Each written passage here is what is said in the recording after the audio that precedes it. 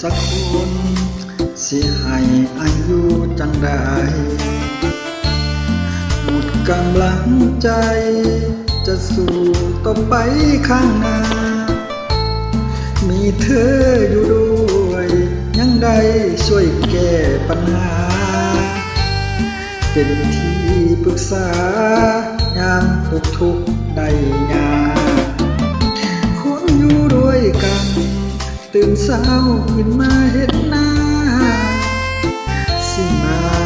หวังหาอายมันทำใจลำบากสิอยู่จังได้ยามน้องนี้ไกลจากเว้ามาคิดมาหากเธอไม่มีเยื่อใยขาดน้องอายคงทรมานหมอทั้งโรงพยาบาลสูดเจ้านั่งข้างคนเดียวบ่ได้ไผสิมาคำคิงย้ำอายเจ็บป่วยไข้ถ้าขาดเธอไปคงตายทิ่มคือว่าสิอยู่จังได้เด้น้อ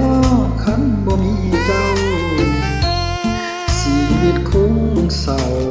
เหลือใจแท้เด้คิดมาสู่มือนี้ซ้ำเจ้านั้น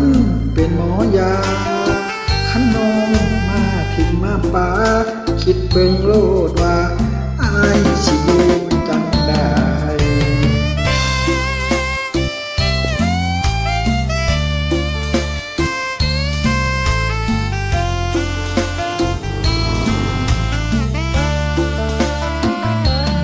ขาดน้องอายคงทรมานหมอทั้งโรงพยาบาลไผคนเดียวบ่ได้ไปสิมาคำคิงยามหายเจ็บป่วยไข้หากขาดเธอไปคงตายทิ่มคือว่าสิอยู่จังใดเด้น้อคันบ่มีเจ้าชีวิตคงเศร้าเหลือใจแท้เด้คิดมาอยู่สู่มือนี้ซ้ำเจ้านั้นเป็นหมอยาขันน้องมาถิ่มมาป่าคิดเบิ่งโลดว่า